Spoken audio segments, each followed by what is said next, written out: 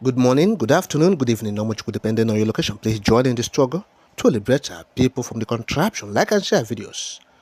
Nuro luayo, na nuro luayo. Nuro luayo, na nuro luayo. Ọ dịghị mgbe ike mmadụ ga-akarị ike Chukwu. Ọ dịghị mgbe ike Nigeria ga-akarị ike Biafra. Nna nuro, onye kere ụwa nuro luayo. Nna nuro, Olisa bi n'igwe nuro akwayo. Now the news update. Today is the 9th day of the countdown leading to Nnamdi Kanu's court case, which will be on the 13th of June. As you are aware, yesterday being the 10th day of the countdown, we made certain demands demanding that he should be granted bail or sent to the appropriate institution. Well, today we are taking a step further, and this time we are demanding the complete and unconditional release of Mazi Nnamdi Kanu. And we make this demand because we believe that Nnamdi Kanu is unjustly and for obvious reasons clear for everybody to see, ethnically profiled and targeted. Perhaps if there were people who did not believe that the Igbos are unjustly and wrongly treated in the Nigerian state, Nnamdi Kanu's trial should be an eye-opener and a clear event to convince you otherwise. And if you're still doubting, I'm going to read out a list, comprehensive one, of people who are walking free in this country.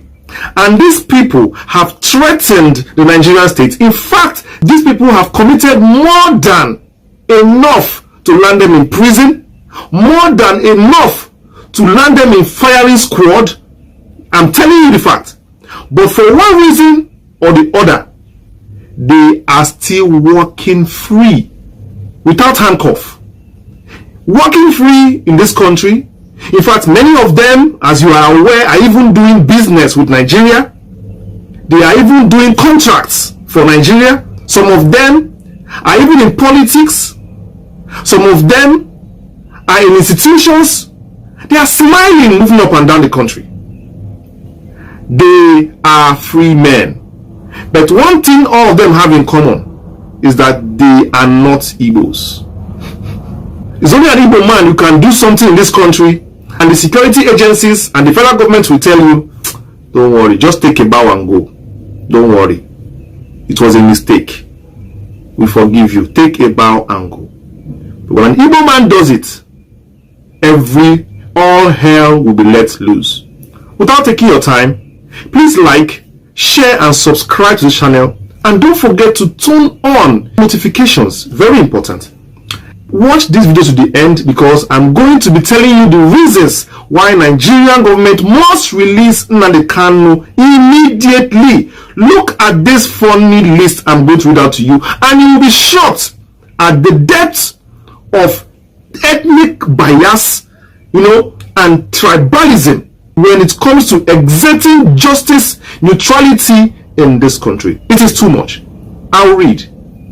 Okay, this is a list of people in Nigeria who have committed high-level treason and various crimes against the state, against the security agencies, against the Nigerian people, and yet are walking free. Number one on the list, Asari Dokubo. He is from the South, and his crime is treason. He was arrested for treason, insurrection, and threats to national security. As you are aware, Asari Dokubo, with his Niger Delta People Volunteer Force in the early 2000s, wreaked havoc, kidnapped, killed security agencies, and destroyed Nigeria's pipelines and oil facilities. And he was arrested in 2005. He was released on bail 2007. And after that, he accepted amnesty 2009, and he remains active in politics. He remains active in politics. He is walking free. He is a free man. So now he has finished killing our army and our police and kidnapping oil, workers and bombing everything, losing Nigeria, our commonwealth. That is committing treason. And all you can do is to bring him into politics and pamper him. Don't worry, you are okay. Yeah? Don't worry, you are okay. Carry on, my boy. Even giving him money, pay him salary every month after committing treason and crimes against the country. Let's go on. Asai Dokubo, number 1. Number 2, Bello Turuji. He's from Fulani. What is his crime? Banditry, mass killings, terrorism in Zamfara State and Sokoto State. He has been never apprehended or arrested despite being on the terror watch list. He was in 2021 and 2022 unofficially pardoned. Let me tell you, at that time, he was unofficially pardoned during a negotiation that was trying to get peace efforts. I think it was Sheikh Gumi that was involved in that negotiation as at that time. Sheikh Gumi, that controversial sheikh. So as at 2021 and 22, that was under Buhari, he was pardoned. Check that out. You can imagine. For a whole criminal. And many believe that he was shielded from justice for tactical reasons. Protecting criminals. People who have unalived army, unalived police, executed them, send them down to the dungeons, send them to the early graves. Manhandled our young girls, abused them. Because he's from a certain tribe, he say, take a bow and go. Let's go on. Ali Ndume. You all know Senator Ali Ndume. He's from Northeast, he's from Kanu. His crime, which we all remember, he had alleged ties with Boko Haram, allegedly named in a confession by a Boko Haram member. Remember, Ali Ndume, when people were calling him Boko Haram sponsor, Boko Haram terrorist, Boko Haram sponsor, and he was arrested. But listen, he was granted bail and he continues in the Senate, eventually cleared by the court due to lack of direct evidence. Where is he from? Northeast. He still remains a powerful senator in Borno State. Where are all this evidence you people are getting for these people? Where are people keeping them? Aside the Kubo's own, where is it? Where is Ali Ndume's evidence? Where is it? Because you arrested him with evidence, and so suddenly you let him to go. Where did you keep the evidence? Let's go on. Sunday Igboho, ethnic group, is from Yoruba.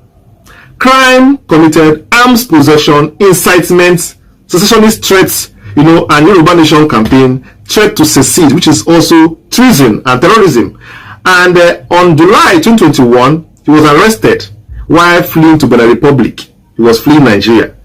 He was released months later, 2023, following political negotiations and pressure from Yoruba elders. You remember the raid that happened in his house and how they found weapons and everything in the house, and how the army came to his house and how he ran away, how he was imprisoned in Benin Republic. Suddenly, it was still the politicians that still fought for him to come back, and now he's walking free. He is walking free. The crime that these people are calling now, all of them one by one, what they committed and what they say Nnamdi Kanu committed, which one is bigger? Do they have any evidence for Nnamdi Kanu as at now? No. But these people, there is clear evidence to what they did, but they are walking free. Even bigger offenses. None of them committed petty crime. It is treason, it is terrorism, it is weapons, catch of weapons found in their houses, it is intimidation, it is kidnapping, it is whatever. But they are all walking free. Let's go on. We're not done yet. Ganiyu Adams. Where is he from? Southwest Yoruba. What is his crime? Militant vigilantism, ethnic clashes, arms possession as an OPC member. You remember Ganiyu Adams, OPC, and the early 2000s, and how them and Obasanjo had issues. He was arrested many times in 2000s, released but never convicted, always due to public pressure and lack of formal charges. This man now, he became the Ààrẹ Ọ̀nà Kakanfò of the Yoruba race, which is the commander-in-chief of the Yoruba armed forces. This man, elevated after dragging Nigerian state, committing treason felony, found arming a group called OPC with weapons, disturbing Lagos, disturbing the southwest, with armed group.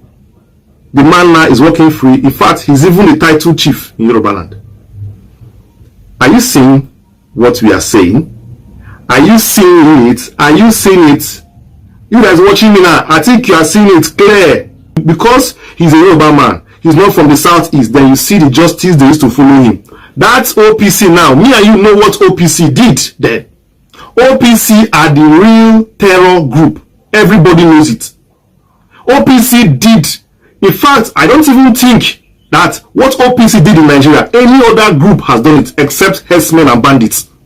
But they are all walking free. All the OPC leaders, they are all free. They are all enjoying themselves. Because why? They are from a certain tribe. Let's go on. Don't worry.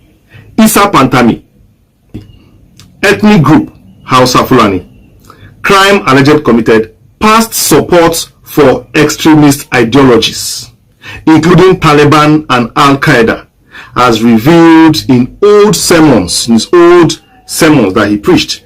Arrested? Never. But publicly, people demanded for his resignation while he was a minister of communication under Buhari.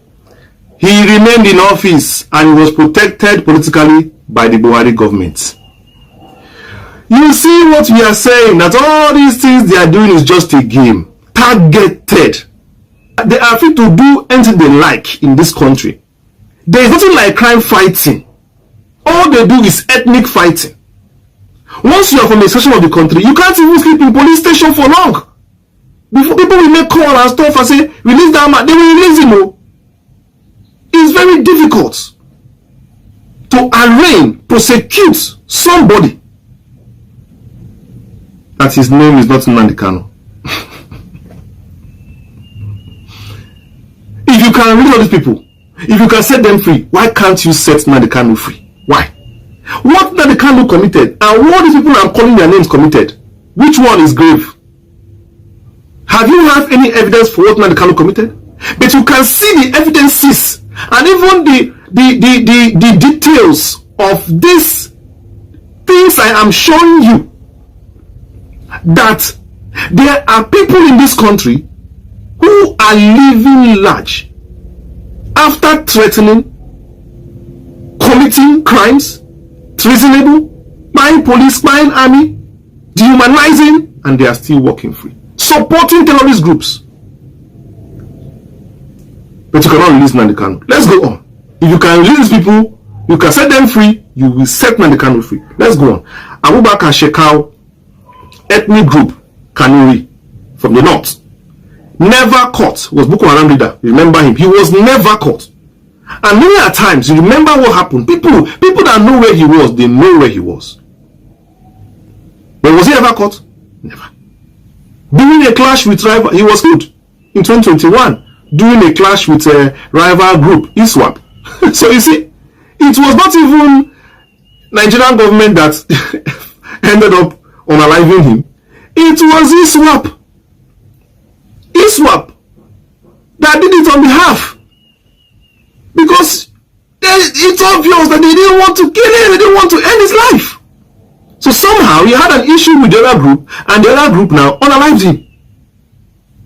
So you see, according to the records, he was never caught, he was never arrested by Nigerian government. He never saw justice, he never met justice. According to me. If you ask me, I'll tell you, Abubakar Shekau never got justice for what he did and the crimes he committed for this country against the people.